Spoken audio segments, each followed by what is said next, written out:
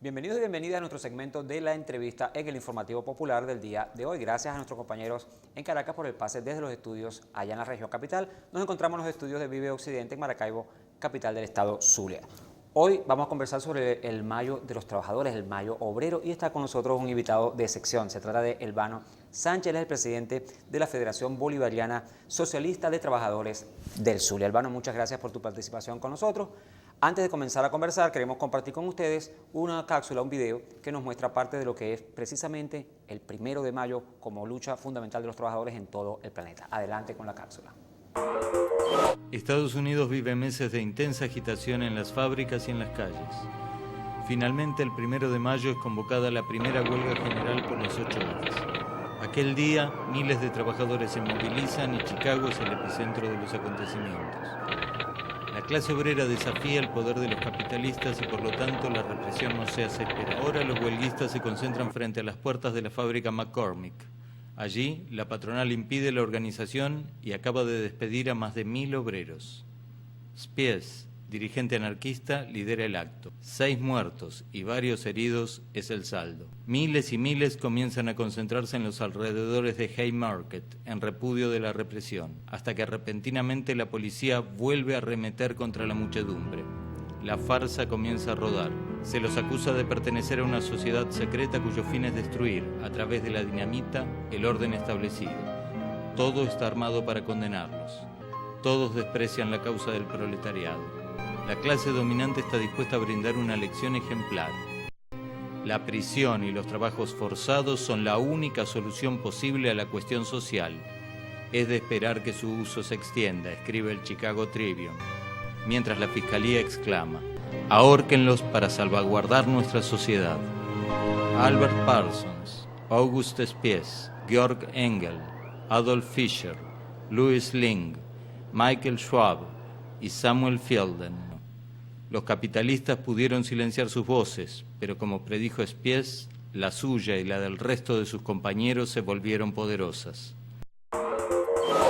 En el marco de lo que acabamos de ver, Elvano, queremos plantear la conversación del día de hoy, la entrevista, porque hablemos de cómo ha sido en el tiempo el avance de la clase trabajadora venezolana.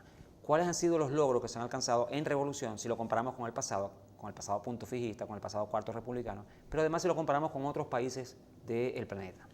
Bueno, en primer lugar me gustaría comparar, ¿no?, cómo eran los beneficios que obteníamos previo a la revolución, cuando estaba el punto fijismo. Lo primero que hay que decir es que los gobiernos de turno, Adeco y Copellano, se prestaban para que junto con la fe de cámara, los empresarios y esa cúpula corrompida de la CTV, escamotear los beneficios de los trabajadores, permitir los despidos justificados, le quitaron la retroactividad a las prestaciones sociales, no se le permitía a las personas de la tercera edad que no cotizaban al Seguro Social tener una pensión digna, no existía eso. Y habían 3 tipos de trabajadores: estaban los trabajadores de la ciudad, los del campo y además los vigilantes, ¿no? O sea, eran trabajadores de primera, segunda y tercera.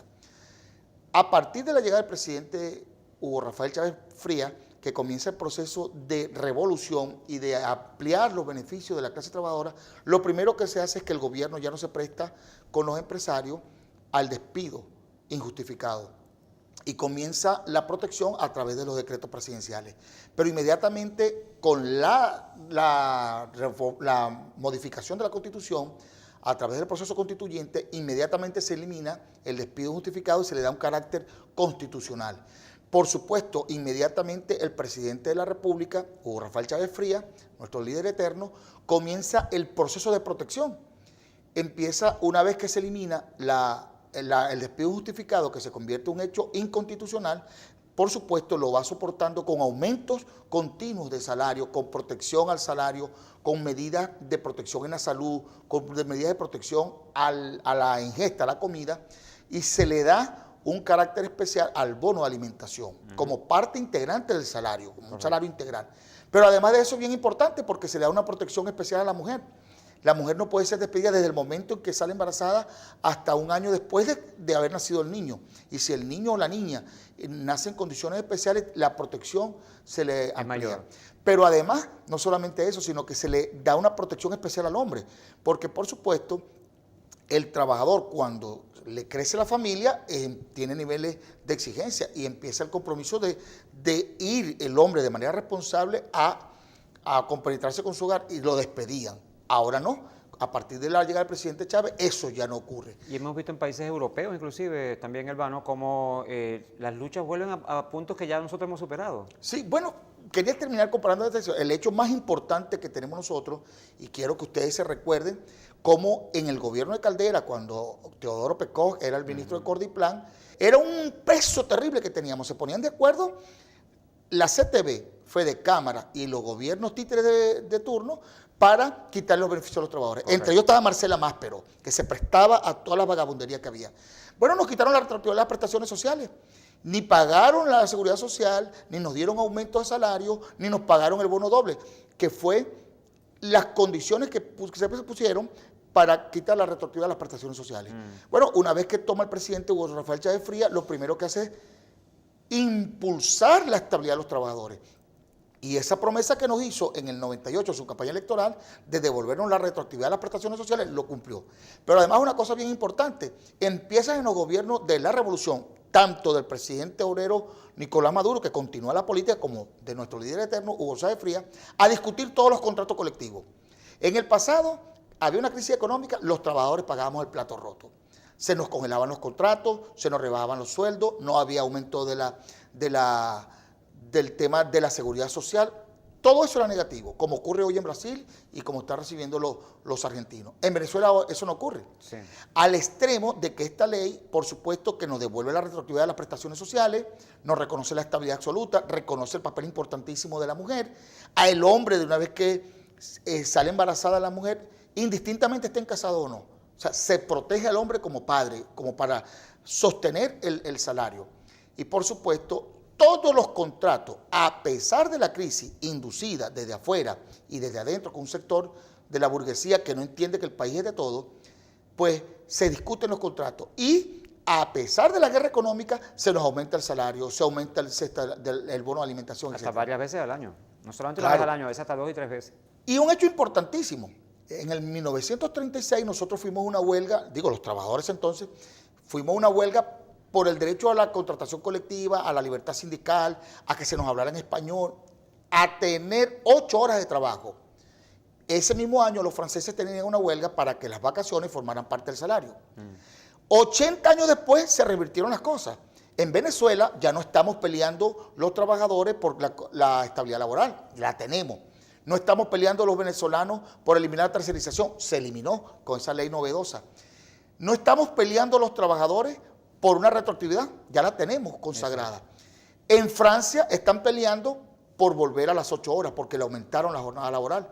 En Europa y en todos los países capitalistas aumentaron la edad para jubilarse. En Venezuela se protege la mujer a los 55 años y los hombres a 60 años de edad. Pero además es una potestad de los trabajadores y las trabajadoras accesar a la jubilación, pedirla. Es decir, hemos visto cómo el mundo ha cambiado las cosas y eso no es un hecho natural. Eso ha sido porque en Venezuela tuvimos un gobierno que escuchó a los trabajadores, vivió con los trabajadores, compartió con los trabajadores y nos escuchó, que empezó con el presidente Hugo Rafael Chávez Frías y el presidente obrero Nicolás Maduro, nacido de la clase obrera, ha impulsado los avances que tenemos en revolución. Al extremo que en el Reino Unido, en la Gran Bretaña, se está estudiando modificar su ley orgánica del trabajo y están tomando como ejemplo la venezolana. Y los principales países del mundo, incluyendo el pueblo trabajador norteamericano, está viendo cómo la protección social del Estado, por obligación de la ley, quieren ellos aplicarla allá. Porque no es fácil. Todo eso, ley orgánica del trabajo, las trabajadoras y los trabajadores. Es el hecho más importante. En ninguna parte del mundo se refiere la ley al hecho particular de darle apellido, solamente la ley del trabajo. Sí. En el año 2012, en un acto importantísimo que hicimos cuando se ratifica la construcción de la Central Bolivariana Socialista de Trabajadores de Venezuela, se promulga la ley y dice, ya no es la ley del trabajo, ahora es la ley orgánica del trabajo, las trabajadoras y los trabajadores. Y cambió profundamente el concepto porque ya dejamos los trabajadores de ser una mercancía, si vendíamos nuestra fuerza laboral. No, ahora tenemos que tener una participación en la ganancia y en la producción. Eso genera un compromiso altísimo que los trabajadores estamos dispuestos a cumplir. Y este 1 de mayo nosotros lo tenemos que vincular, y no solamente el tema histórico, sino que para no volver a ese pasado oprobioso, nosotros nos hemos venido organizando para defender esas conquistas que tenemos en revolución. La estabilidad, la retroactividad de las prestaciones, el derecho a la salud, el derecho a un bono de alimentación, conocido por el nombre comercial de Zetatique. Y nosotros sí estamos dispuestos a jugárnoslas todas. Yo invito al pueblo trabajador, mujeres y hombres de bien que nos están escuchando, de que es muchas las cosas que tenemos que celebrar, que tenemos que proteger y que tenemos que pelear para mantenerla. En otras partes del mundo, y aquí en Venezuela en la época de la Cuarta República, ya para cerrar, Elvano, lamentablemente el tiempo fue muy corto, si hubieran dicho hay que amarrarse los pantalones y hubiesen comenzado con cómo se nos cayó el precio del petróleo, entonces simplemente menos beneficios sociales, menos posibilidades de acceso a alimentos económicos, etc. Aquí tenemos el CLAP, aquí tenemos los aumentos salariales, etc.